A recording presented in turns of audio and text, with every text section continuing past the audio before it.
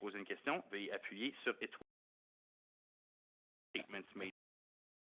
Briefing can be attributed to Government of Canada official. Les renseignements fournis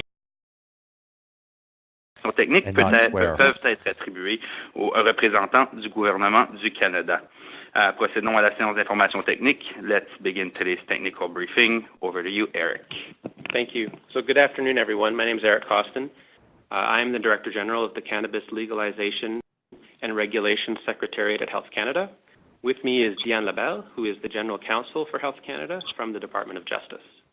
The purpose of today's call is to provide information about the summary of comments received during the public consultation regarding federal regulations for cannabis, which was published online a short time ago.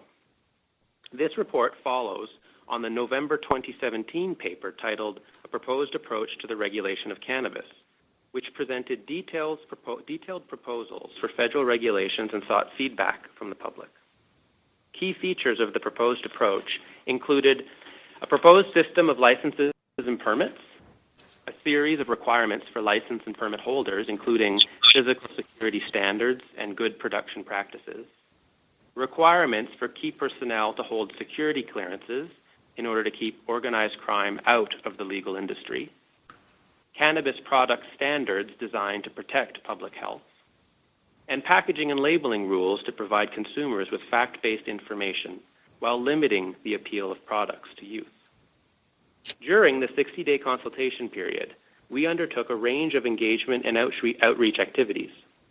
We met with provincial and territorial governments and with regional and national Indigenous organizations and governments, hosted in-person and web-based roundtables with a diverse cross-section of stakeholders in regions across the country. During these sessions, we heard directly from public health and law enforcement experts and associations, from patients and patient advocacy groups, from current licensed producers of cannabis for medical purposes, from the hemp industry, and from many others with a strong interest in cannabis regulation. Today, we are releasing a summary of the feedback provided to us. In total, Health Canada received over 3,200 responses to the online questionnaire, and in addition, 450 written responses. 192 organizations and experts participated in the in-person roundtables, and 343 stakeholders participated in webinars. Much feedback was provided addressing the issues presented in the November paper. In general, Canadians supported the proposed approach that we set out for regulating cannabis. We heard that the proposed categories of licenses and permits would enable a diverse, competitive legal industry comprised both of large and small players from across the country. We heard that the personnel security requirements were appropriate to achieve the goal of keeping organized crime out of the new legal industry, and that individuals with histories of nonviolent, lower-risk criminal activity should be able to obtain a security clearance and participate in the legal cannabis industry. Canadians also generally supported the proposed packaging and labeling requirements as a part of the government's public health approach. Health Canada appreciates the feedback that it received through the consultation, and it will consider it closely in the development of final regulations. Throughout the consultation, we also heard that provinces and territories, industry, and other stakeholders need advance notice of certain regulatory requirements, in particular those pertaining to packaging and labeling, so that they would have sufficient time to manufacture, prepare, and make products available for sale before the coming into force of the proposed Cannabis Act. In response to that feedback, the report today provides details on two elements of the proposed regulations so that other governments and industry have as much information as possible in preparing for the implementation of the proposed new legal framework. First, the report provides clarity on how Health Canada proposes to distinguish between micro and standard scale licenses. Second, today's report outlines detailed proposals for packaging and labeling of cannabis products. It is important to note that the proposed Cannabis Act is still being considered by Parliament. As such, any details provided in today's document should not be interpreted as representing final decisions of the Governor and Council, the Minister of Health, or the Government of Canada. To facilitate the entry of small-scale businesses, Health Canada has proposed to create 2 new classes of micro-license. A micro-cultivation license for those who seek to grow cannabis commercially, and a micro-processing license for those who seek to transform cannabis into various product forms, such as cannabis oil, and to package and label those products for sale. Micro holders would be subject to many of the same regulatory and security requirements proposed for larger scale activities. However, some of the requirements for micro classes of licenses are proposed in a manner that are proportional to the risks associated with the scale of the activities. We asked Canadians how we should distinguish between micro and standard scale licenses.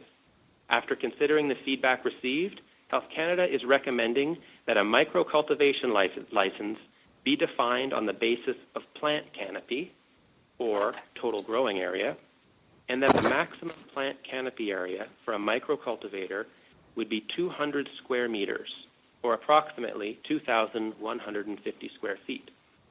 If you think of a standard North American-sized hockey rink, 200 square meters is approximately half the area between the blue lines. A microprocessing license would be defined on the basis of the total amount of cannabis that would be used by that processor to manufacture products. The maximum total input for a microprocessor would be 600 kilograms of dried cannabis or equivalent per year, which is estimated to be the total amount of cannabis that could be produced by a single microcultivator. These limits are estimated to be sufficient to support a viable small business, but small enough to justify the slightly reduced physical security requirements. And they are broadly consistent with comparable licenses in the U.S. states that have legalized cannabis. Next, I'd like to walk you through the proposed plain packaging and labeling requirements for cannabis products. Health Canada is taking a public health approach to the regulation of cannabis, including strict packaging and labeling requirements, in order to minimize the appeal of cannabis to children and youth, to protect against accidental consumption, and to provide adults with the information they need to make informed decisions before using cannabis. All cannabis products will need to be packaged in tamper-evident, child-resistant packaging. All product labels will need to be required to display a standardized cannabis symbol and mandatory health warning messages. There will be restrictions on the use of branding, logos, and color on packages and labels. The details of these requirements are set out in the paper and its annexes. The standardized cannabis symbol will be required on all cannabis products that are made available for sale in Canada. It was developed based on similar symbols in U.S. states that have legalized cannabis, as well as a review of the scientific literature. The symbol was focus tested with adults and children and youth. Our focus testing demonstrated that children and youth clearly understand that the standardized cannabis symbol means stop. The mandatory health warning messages address 6 health topics: the harms of cannabis smoke, the use of cannabis during pregnancy or while breastfeeding, the dangers of using cannabis before driving or operating machinery, the addictiveness of cannabis, mental health, and increased risks of harms for adolescents who use cannabis. So that the health warning messages must stand out, it must appear on a yellow background. These messages were developed based on a thorough review of the scientific evidence and expert advice. As the science evolves, we anticipate that these messages will be updated so that they can continue to be based on the best available evidence. All cannabis products must also include other mandatory information, such as THC and CBD content, company name and contact information, product weight or volume, and the statement, "Keep out of reach of children." All information will need to appear in both English and French. The paper sets out limits on the use of branding and logos and colors. This proposed plain packaging approach follows the advice that the government received from the Federal Task Force on Cannabis Legalization and Regulation. Packages would need to be in a single, uniform color. The use of fluorescents or metallic colors would be prohibited. In addition to the brand name of the product, only one other brand element could be displayed. This element could include, for example, a slogan or a logo. It would be prohibited to display any other image or graphic on the cannabis product. Labels and packaging could not have any coatings, embossing, texture, foil, cutouts, or peel-away labels. And it would also be prohibited to include any insert directly into a package. Further details on the packaging and labeling requirements that are proposed for the regulations are in the report and its annexes. It is important to note that all cannabis products would also be subject to the packaging and labeling requirements set out in the proposed Cannabis Act. It is the government's intention to require that all cannabis products sold for non-medical purposes adhere to these requirements as of the coming into force date of the proposed Act and its regulations. Cannabis products sold for medical purposes would be provided a 6-month transition period. In the coming months, Health Canada will continue to draft the regulations to support implementation of the proposed Cannabis Act. Should the proposed Act be approved by Parliament, the final regulations will be published as soon as possible following royal assent of the Act. The government intends to bring both the Act and regulations into force after a transition period following royal assent and the publication of the federal regulations. My colleague Diane Labelle will now repeat this information in French, and then we would be happy to take your questions. Thank you. Merci Éric et bonjour.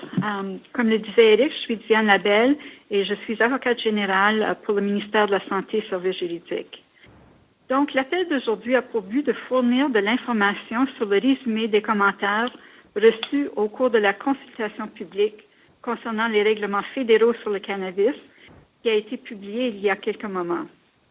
Ce rapport fait suite au document publié en novembre 2017 intitulé « Approche proposée en matière de la réglementation du cannabis » qui renfermait les propositions détaillées sur les projets réglementaux fédéraux et qui sollicitait la rétroaction du public.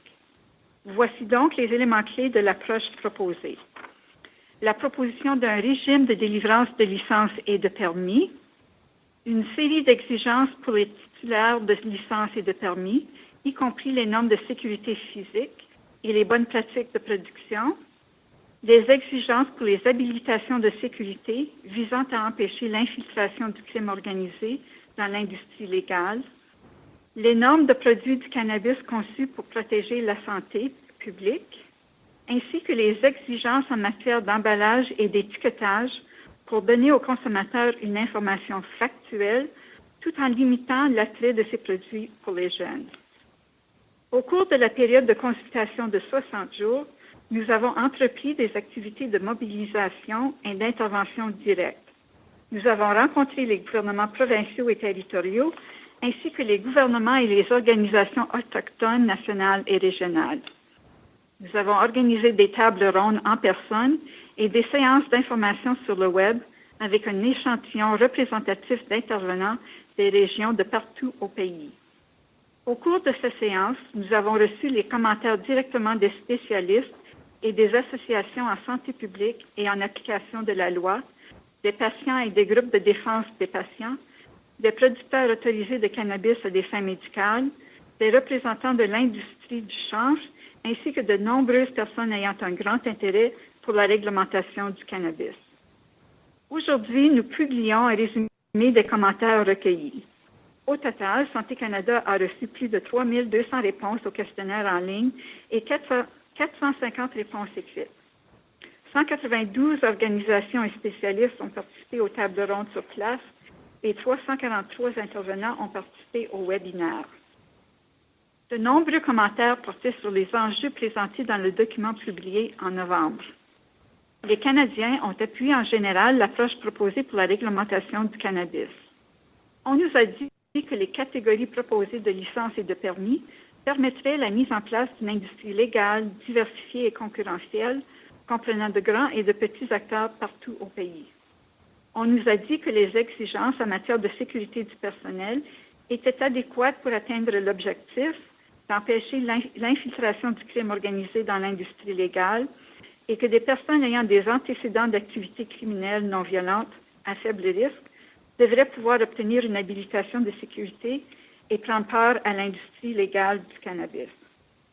Les Canadiens appuient également, en général, les exigences proposées en matière d'emballage et d'étiquetage dans l'approche du gouvernement en matière de santé publique. Santé Canada sont reconnaissants des commentaires reçus au cours de la consultation et en tiendra compte dans l'élaboration des règlements définitifs. Tout au long de la consultation, on nous a aussi dit que les provinces et les territoires, l'industrie et d'autres intervenants devraient être informés d'avance de certaines exigences réglementaires, surtout de celles en matière d'emballage et d'étiquetage, pour qu'ils y aient suffisamment de temps pour en tenir compte dans la fabrication, la préparation et la mise en marché des produits avant l'entrée en vigueur du projet de loi sur le cannabis. En réponse à ces commentaires, le rapport rendu public aujourd'hui donne des détails sur 2 éléments clés des règlements proposés, de manière à ce que d'autres gouvernements et d'autres industries aient autant d'informations que possible afin de se préparer à la mise en œuvre du nouveau cadre juridique proposé. Le rapport explique d'abord la distinction proposée par Santé Canada entre les licences micro et standard. Il décrit ensuite les spécifications précises en matière d'emballage et d'étiquetage des produits du cannabis. Il est important de prendre note que le Parlement étudie encore le projet de loi sur le cannabis. Par conséquent, les détails fournis dans le document publié aujourd'hui ne devraient pas être interprétés comme représentant les décisions finales du gouverneur en conseil, la ministre de la Santé ou du gouvernement du Canada. Pour faciliter la participation de petites entreprises, Santé Canada a proposé de créer 2 nouvelles catégories de licences de culture et de transformation à petite échelle. Une licence de microculture pour les entreprises qui veulent faire la culture commerciale du cannabis et une licence de microtransformation pour celles qui veulent transformer le cannabis en une variété de formes et de produits, comme l'huile de cannabis, et faire l'emballage et l'étiquetage de ces produits pour la vente. Les titulaires d'une licence de microculture et de microtransformation seraient assujettis à un grand nombre des mêmes exigences proposées en matière de réglementation et de sécurité pour les activités à grande échelle. Cependant, certaines des exigences pour les catégories de microculture et de microtransformation sont proposées de manière à être proportionnelles aux risques associés à l'échelle des activités. Nous avons demandé aux Canadiens comment nous devrions distinguer la licence de microculture et de microtransformation de la licence de culture et de transformation standard. Après avoir passé en revue les commentaires reçus, Santé Canada fait les recommandations suivantes. La licence de microculture serait définie en fonction du couvert végétal ou de la surface cultivée totale. Le couvert végétal maximal pour un microcultivateur serait de 200 mètres carrés ou environ 2150 pieds carrés. Alors, si vous pouvez vous imaginer une patinoire de hockey nord-américaine standard, une surface de 200 mètres carrés représente environ la moitié de la superficie entre les lignes bleues. La licence de microtransformation serait définie en fonction de la quantité totale de cannabis qui serait utilisée par le transformateur pour fabriquer ces produits. La part totale maximale pour un microtransformateur serait de 600 kg de cannabis séché ou son équivalent par année, ce qui représente environ la quantité totale de cannabis qui serait produite par un microcultivateur au cours d'une année. Ces limites ont été jugées suffisantes pour soutenir une petite entreprise viable, mais assez restreintes pour justifier une légère diminution des exigences liées à la sécurité physique. Elles sont de façon générale uniformes avec les licences comparables dans les États américains qui ont légalisé le cannabis. Maintenant, j'aimerais vous expliquer les exigences proposées en matière d'emballage neutre et d'étiquetage des produits du cannabis. Santé Canada adopte une approche axée sur la santé publique dans la réglementation du cannabis, notamment pour les exigences strictes en matière d'emballage et d'étiquetage, dans le but de minimiser l'attrait du cannabis pour les enfants et les jeunes, prévenir la consommation accidentelle, fournir aux adultes les renseignements nécessaires pour prendre des décisions éclairées avant de consommer du cannabis. Tous les produits du cannabis devront être emballés dans un emballage inviolable à l'épreuve des enfants. Les étiquettes de tous les produits devront afficher un symbole du cannabis normalisé et des messages obligatoires de mise en garde sur la santé. Il existera également des restrictions quant à l'utilisation d'images de marque, de logos et de couleurs sur les emballages et les étiquettes. Ces exigences sont précisées dans le document et ses annexes. Le symbole du cannabis normalisé sera obligatoire sur tous les produits du cannabis mis en vente au Canada. Ce symbole s'inspire des symboles semblables utilisés dans les États américains qui ont légalisé le cannabis, ainsi que d'une revue de la documentation scientifique. Le symbole a été mis à l'essai auprès de groupes cibles d'adultes, de jeunes et d'enfants. Ces essais ont démontré que les enfants et les jeunes comprennent clairement que le symbole du cannabis normalisé signifie arrêt. Les messages obligatoires de mise en garde sur la sécurité portent sur les 6 sujets liés à la santé, soit les effets nocifs de la fumée du cannabis, la consommation de cannabis pendant la grossesse ou l'allaitement, les dangers de la consommation du cannabis avant la conduite d'un véhicule ou l'opération de machinerie, le danger de dépendance au cannabis, la santé mentale, ainsi que les risques accrus d'effets nocifs pour les adolescents qui consomment du cannabis. Pour que le message de mise en garde sur la santé soit plus visible, il devra apparaître sur fond jaune. Ce message se fonde sur une revue complète des données scientifiques rigoureuses et des conseils d'experts. Comme la science évolue, nous prévoyons la mise à jour de ce message pour qu'il continue de présenter les meilleures données probantes disponibles. Tous les produits du cannabis doivent aussi afficher certains renseignements obligatoires, comme la teneur en THC et en CBD, le nom de l'entreprise et ses coordonnées, le poids ou volume du produit, ainsi que l'énoncé suivant, garder hors de la portée des enfants. Toute l'information devra apparaître en français et en anglais. Le document énonce les limites qui sont imposées à l'utilisation de l'image de marque, de logo et de couleurs. Cette approche proposée de l'emballage neutre est cohérente avec l'avis que le gouvernement a reçu du groupe de travail sur la légalisation et la réglementation du cannabis fédéral. Les emballages devraient être d'une seule couleur uniforme. L'utilisation de couleurs fluorescentes ou métalliques serait interdite. En plus du nom de marque du produit, un seul autre élément de marque pourrait apparaître, un slogan ou un logo par exemple. Il serait interdit d'afficher toute autre image ou illustration sur les emballages de produits du cannabis. Les étiquettes et les emballages ne pourraient comporter un revêtement, du gaufrage, une texture, une feuille de découpe ou une étiquette détachable. Il serait aussi interdit d'inclure un encart dans l'emballage. Le rapport et ses annexes contiennent d'autres détails sur les exigences en matière d'emballage et d'étiquetage qui devraient faire partie des règlements proposés. Tous les produits du cannabis seront également assujettis aux exigences en matière d'emballage et d'étiquetage énoncées dans le projet de loi sur le cannabis. Le gouvernement a l'intention d'exiger que tous les produits du cannabis vendus à des fins non médicales respectent ces exigences à partir de la date d'entrée en vigueur du projet de loi et de ce règlement. Une période de transition de 6 mois serait prévue pour les produits du cannabis vendus à des fins médicales. Au cours des prochains mois, Santé Canada poursuivra la rédaction des règlements en vue de la mise en œuvre du projet de loi sur le cannabis.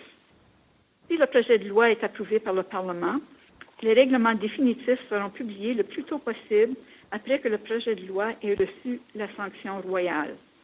Le gouvernement envisage l'entrée en vigueur du projet de loi et de ce règlement en après une période de transition suivant la sanction royale du projet de loi et la publication des règlements fédéraux. Maintenant, nous aurons le plaisir de répondre à vos questions et merci pour votre attention. Thank you. If you have a question, please press star 1. Si vous avez une question, veuillez appuyer sur étoile 1. La première question est de Louis Blouin de Radio-Canada. À vous la parole. Oui, bonjour. Je vois que c'est écrit dans le document que le gouvernement considère la possibilité de resserrer les règles pour limiter encore plus les possibilités d'infiltration du crime organisé dans l'industrie du cannabis. On dit qu'on pourrait demander des renseignements supplémentaires. Pouvez-vous me dire qu'est-ce que ça pourrait avoir l'air, ces changements-là plus serrés? Puis, quels sont les organismes du gouvernement qui pourraient enquêter si on trouve quelque chose de suspect? Tout comme il existe présentement dans le règlement sur l'accès au cannabis à des fins médicales, des habilitations de sécurité seront requises. Ce qui est proposé, c'est que des habilitations de sécurité seront requises pour tous les dirigeants d'une corporation, si on veut. Et le demandeur, celui qui fait demande pour une licence, on pourrait aussi demander pour des renseignements financiers à l'égard de les investisseurs, par exemple. Donc, ce sont des mesures qui n'existent pas aujourd'hui, mais qui ajoutent à celles qui existent présentement. Et on voit que vous aviez écrit d'abord que ça viserait les actionnaires, entre autres, qui détiennent plus de 25% d'une société. Est-ce que ce seuil-là pourrait être réduit pour ratisser encore plus large? Donc, suite aux consultations et aux commentaires reçus par Santé Canada, les gens qui ont répondu ont indiqué que ce serait très facile d'éviter le 25% et qu'ils pourraient organiser leurs affaires en conséquence. Alors, cette proposition n'est pas retenue. Merci. La prochaine question est de Daniel Leblanc du Globe and Mail. À vous la parole. Please go ahead. Hello. Just in terms of marketing and packaging, I guess this is the packaging for the physical products that will be sold in approved retail stores. What about marketing on the internet, advertising, etc.? So thanks for the question. So you're absolutely right. The paper that we've released today sets out the requirements for the package and the label in particular, amongst a few other details. With respect to your question about advertising and marketing and other promotional activities, the Bill C-45 itself, at the level of the Act, contains all of the prohibitions and the restrictions that would govern what would be allowed or not allowed vis-a-vis all of the promotional activities that you described in your question.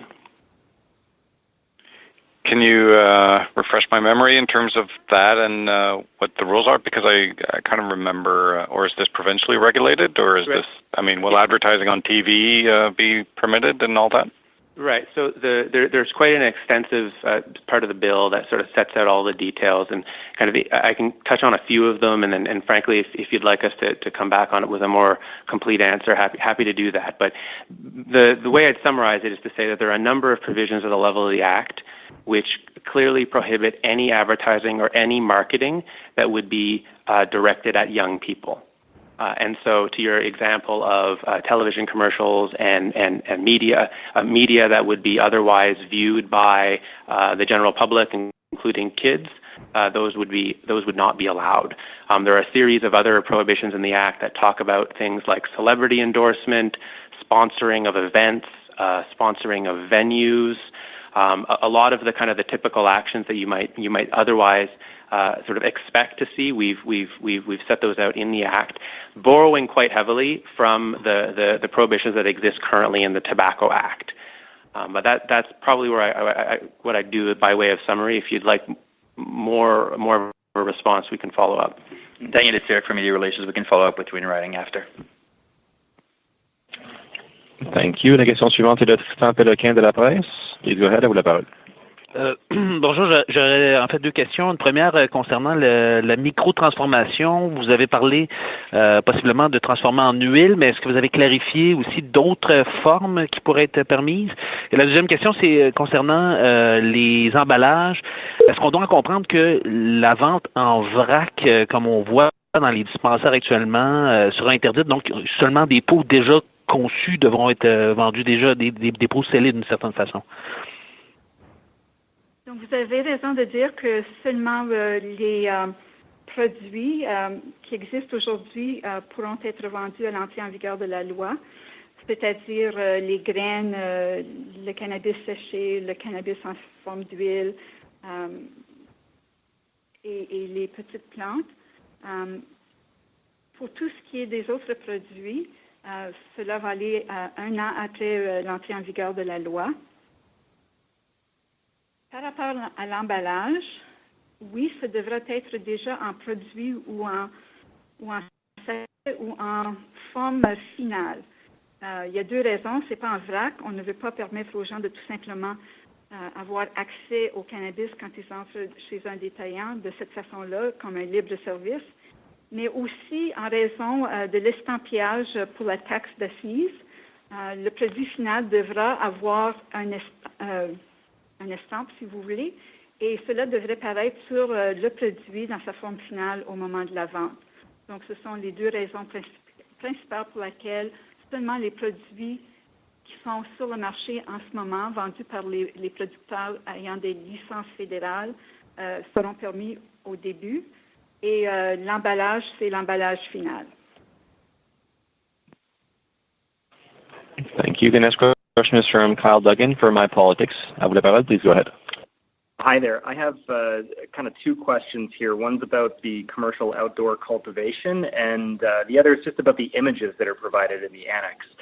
So on commercial outdoor cultivation, it looks like Health Canada is headed towards allowing outdoor cultivation, but the document says that some in the consultations had raised concerns about things like theft.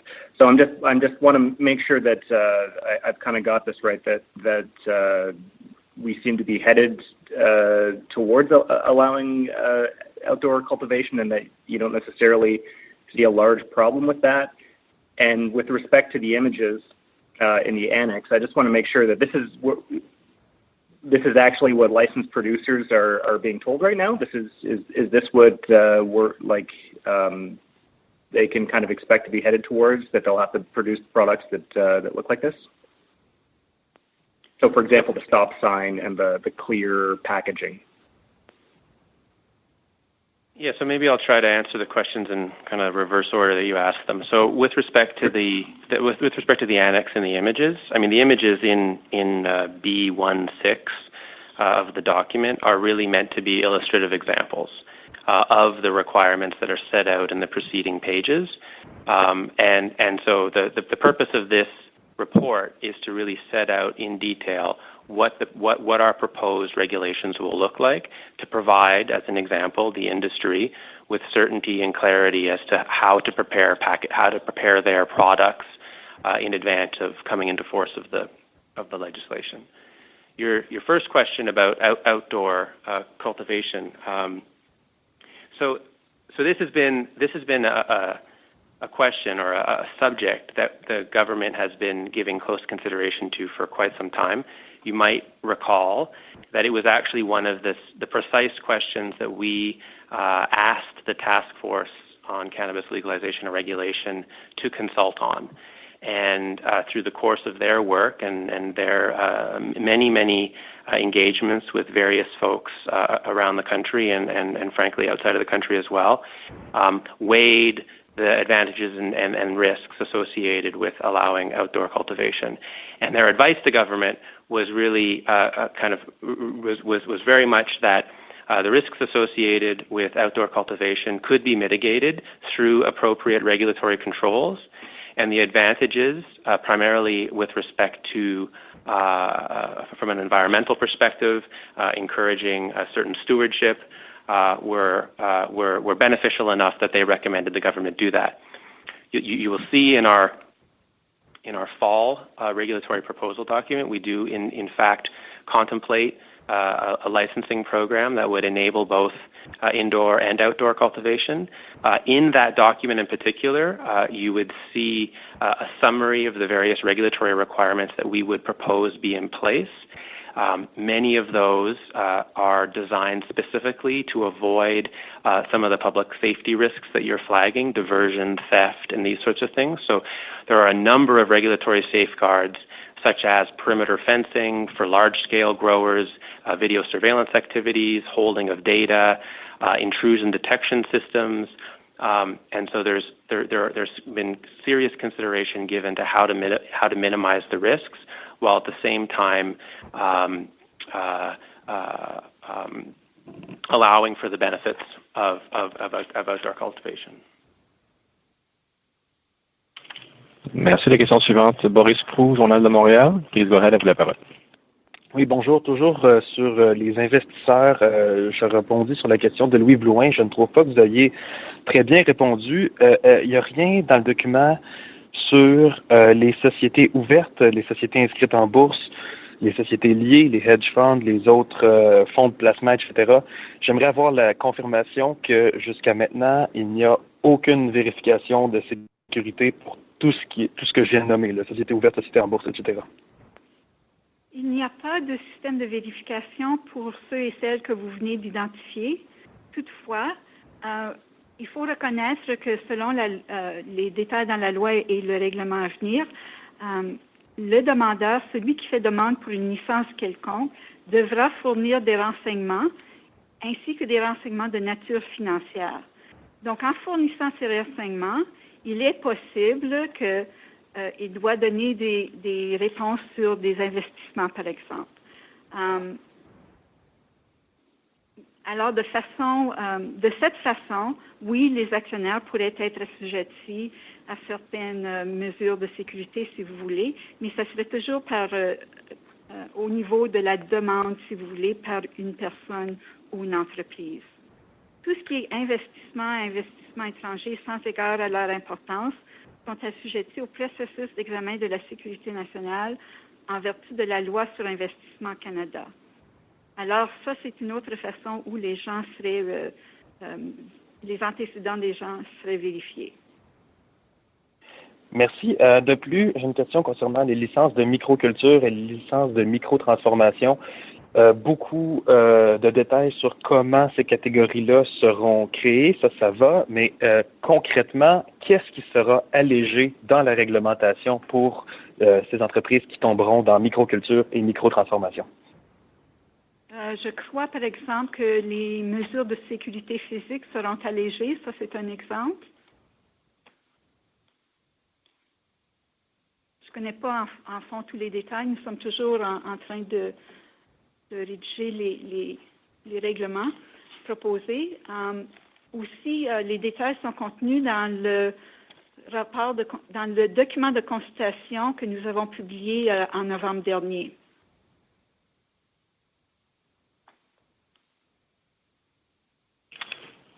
Merci. La question suivante. The next question, John Smith, Canada's Times. À vous la parole, please go ahead. Hello. Can you tell me how the micro growers will market the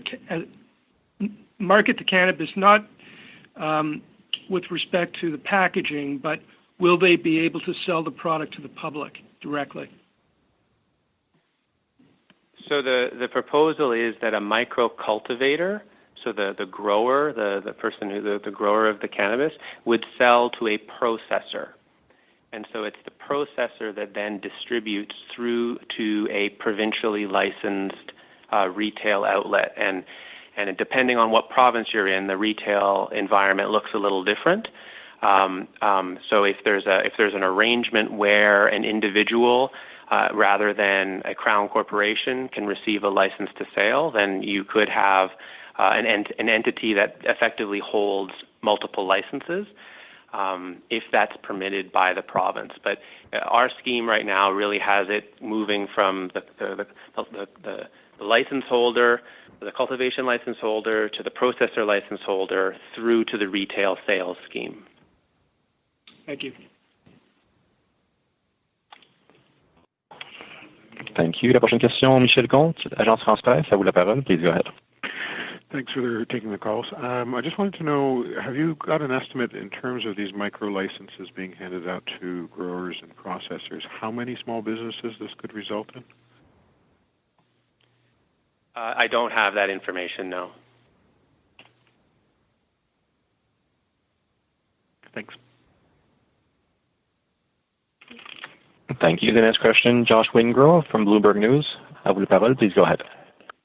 Hi, thank you for taking the call. I wanted to back up to your comment where you sort of said that there's two core policy proposals that are new in this. I've been sort of confused reading the report, which is a mix of feedback as well as new Health Canada proposals. One is further detailing the micro cultivation and micro-processing, I suppose, that was sort of raised in the consultation paper but is in further detail here? I'm wondering if I have that correct. And secondly, it's the detailing of the labeling rules. These are what you referred to as sort of the two core developments. Is that accurate? Yeah, I mean, the report really looks to do two things. One is to provide a summary of the feedback we received against the various proposals that we set out in the document from November. And if you're familiar with that document, there are many different proposals set out in it. And then the second piece that we try to do here, and I think this gets to the heart of your question, is we try to provide detailed information on 2 points in particular.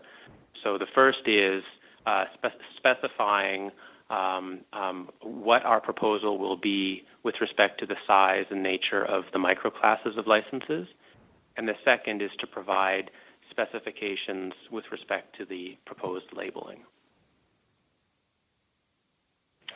Thank you. The following question is from Solomon Israel from the Winnipeg Free Press. Please go ahead.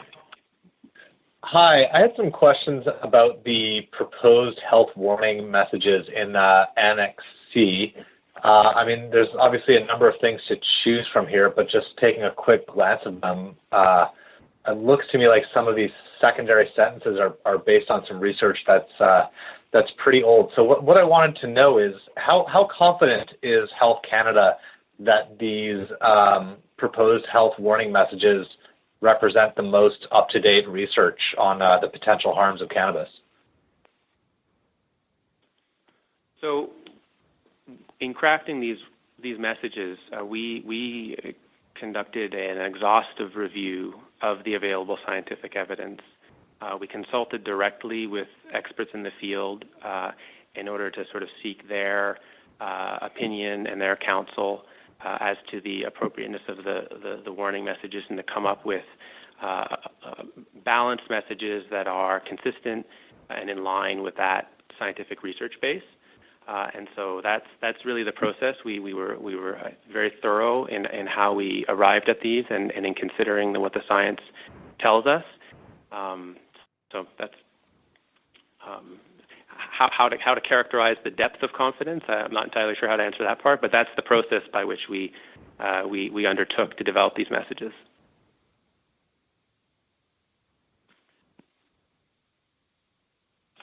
Thank you. La question suivante est de Manon Cornelier de Le Devoir. Please go ahead, à vous la parole. Oui, je voudrais revenir sur la question de mon collègue Pro concernant les types de vérification d'investisseurs que vous faites. J'aimerais avoir la réponse en anglais parce que la réponse en français, elle était incompréhensible. Comment allez-vous faire? Est-ce que vous allez accroître les vérifications pour vous assurer qu'une société offshore ou des gens qui sont dans des sociétés qui ont de multiples actionnaires à la bourse ne sont pas entre les mains du crime organisé ou je ne sais trop quelle entité? Parce qu'actuellement, les vérifications que vous faites en sorte qu'il y a certains types d'investissements que vous ne vérifiez pas. Alors, comment allez-vous faire cette vérification-là? Est-ce que vous comptez accroître cette vérification-là? Parce que ce n'est pas vrai que la loi sur l'Investissement Canada oblige de toujours vérifier tous ces trucs-là en vertu de la sécurité nationale. Ils ne l'ont même pas fait pour certains investissements chinois. Alors, je m'excuse, mais là, cette réponse-là ne marche pas. Alors, j'aimerais avoir une clarification sur la vérification de l'origine des investisseurs et de qui ils sont. Parce qu'il y a des gens déjà qui ont des investisseurs offshore dans leurs entreprises et qui ont demandé le permis de pousser de la marijuana. So I understand you're okay if we answer in English, so I can take this. So I think with respect to the comment about the Investments Canada Act,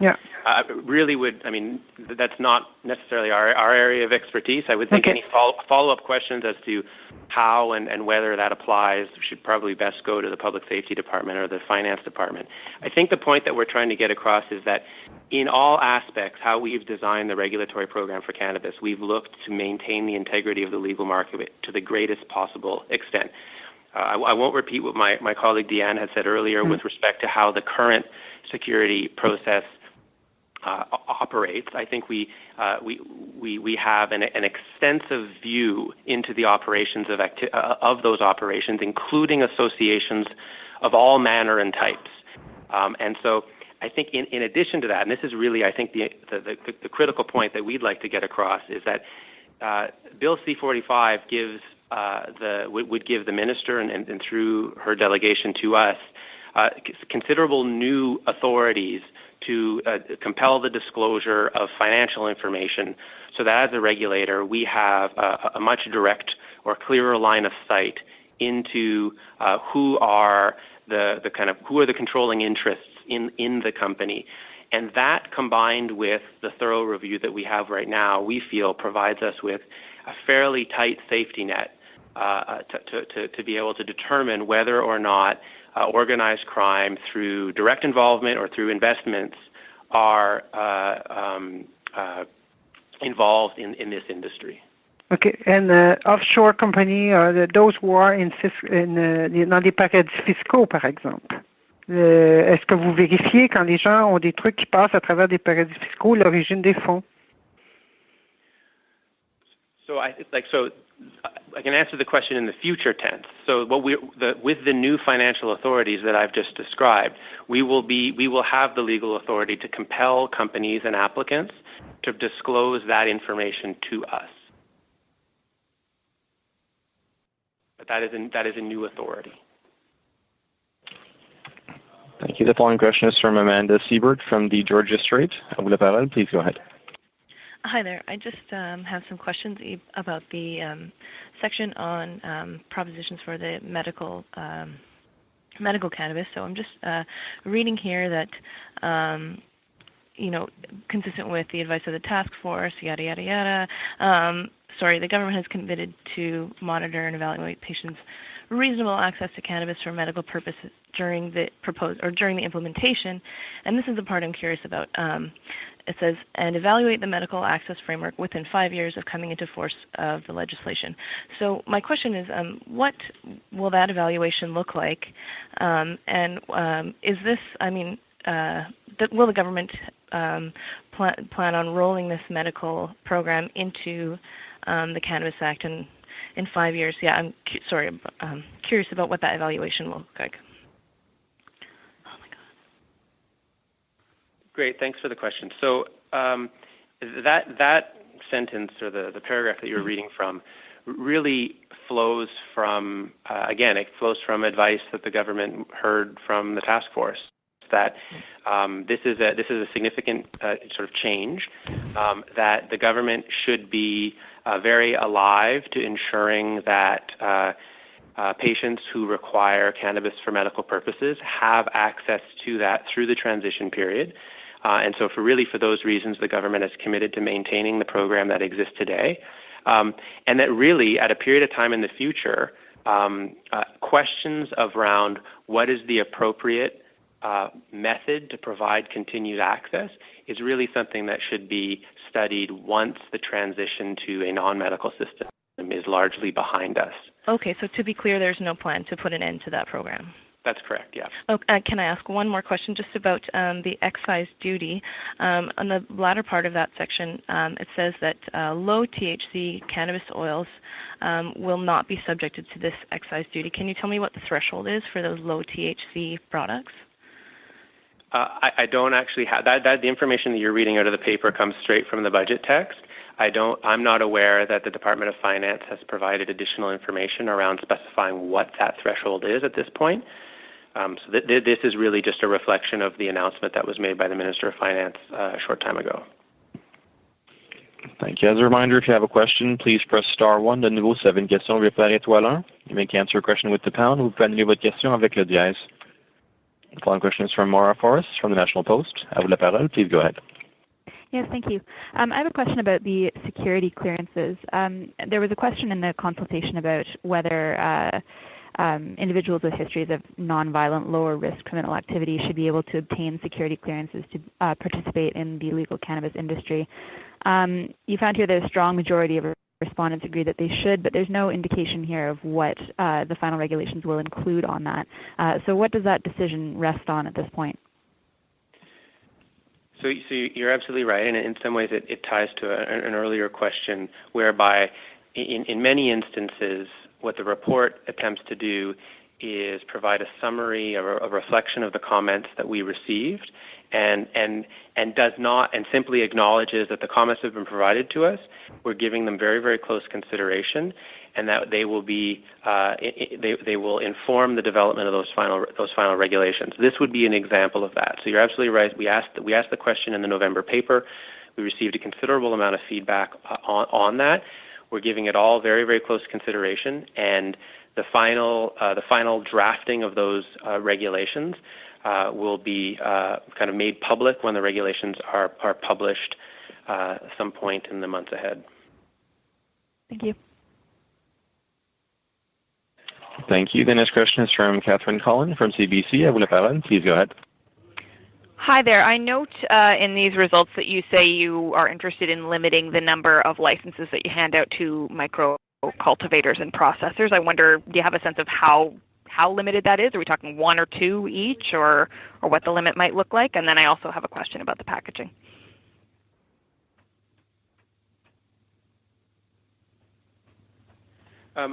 Sorry, could you point me to the part of the paper that you're looking at? I just want to make sure I understand the question. It's just after the section on outdoor cultivation.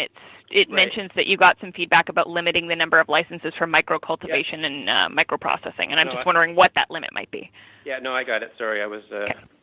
I mean, really, what we're doing in those 4 bolded items is really to just acknowledge that these were 4 areas where we had a constellation of feedback, and here it's similar to the question that I just tried to answer around the fact that an issue was presented to us regarding the possibility that there could be risks associated with individuals who would seek to get around the additional regulatory requirements with having a standard license by having a constellation of smaller micro licenses on the same site.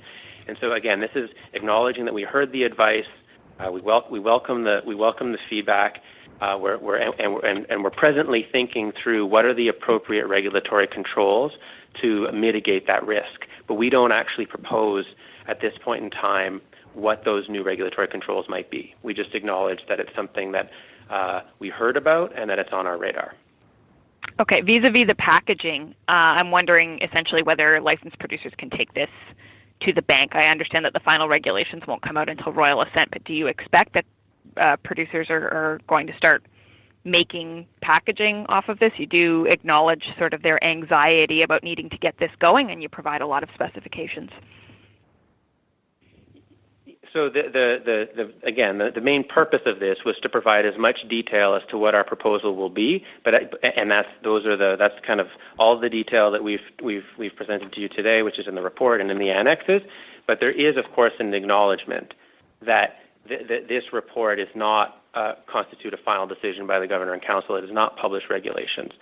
So, but we do understand, as you've just reflected, the situation that the industry, the provincial governments, and others find themselves in, which is really what drove the release of this paper today. Thank you. The following question is from Lisa Campbell from Now Magazine. À vous la parole. Please go ahead. Hi there.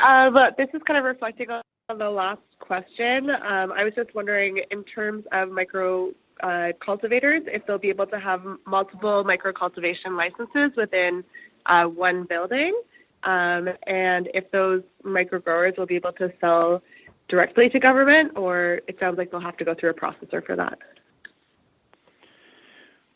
So again, sort of maybe taking your second question first.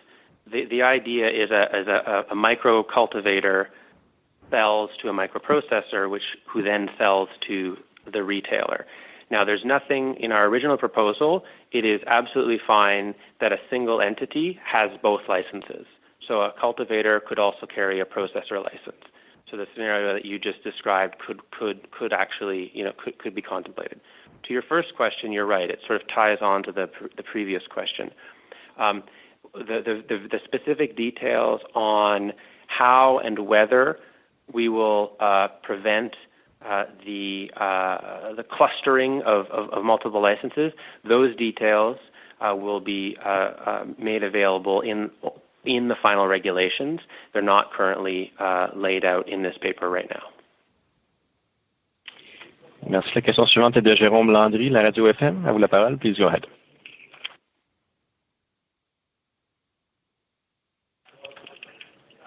Jérôme Landry, votre ligne est ouverte.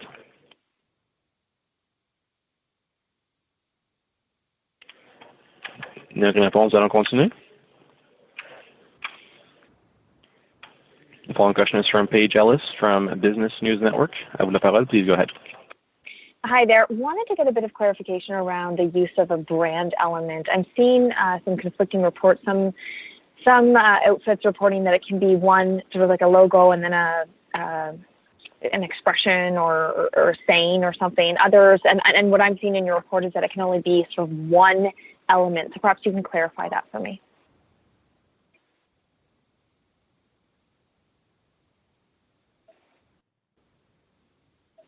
So just to be clear, so the way and it's actually clear if you look at the images that we were sort of referencing a little bit earlier. So the proposal would allow for the brand name, the brand element, the name of the product, as well as the company logo. Okay, gotcha. Thank you. Thank you. The next question is from Max Paris from CBC News. Please go ahead. Hi there. Listen, I just want to figure out something about outdoor cultivation. For outdoor cultivators, I realize that you guys are looking for further, you're looking to get more input on it. But what I wanted to know was, are outdoor cultivators considered micro cultivators, or can they be large-scale cultivators as well, or can they be both?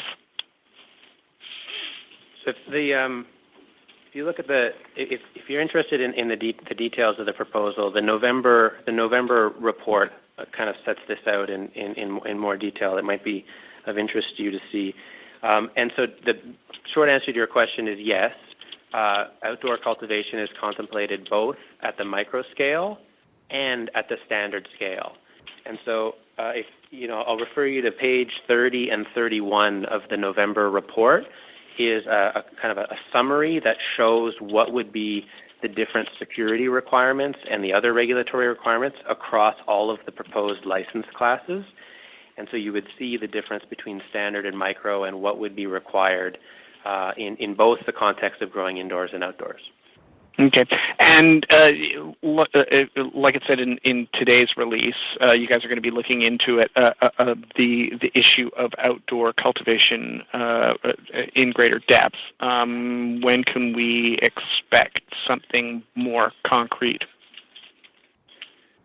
What the report today does is simply acknowledge that based on the proposal received in the fall, we received some input. That input is helping us shape the draft final regulations. Thank you. And there are no further questions. Any questions? I'll turn the meeting back over to Mr. Eric Morissette. À vous la parole. Please go ahead. Thank you. This will be all for today's technical briefing. Any additional questions can be directed to Health Canada Media Relations Unit at 613-957-2983 or by email at hc.media.sc@canada.ca. La séance est maintenant terminée. On vous remercie de votre participation. Si vous avez d'autres questions, n'hésitez pas à communiquer avec le Bureau des relations avec les médias à Santé Canada au 613-957-2983 ou par courriel à hc.media.sc@canada.ca. Merci. Thank you. The conference has now ended. Please disconnect your line at this time. We thank you for your participation. La conférence est maintenant terminée. S'il vous plaît, raccrochez votre ligne. Merci à tous les participants qui se sont joints.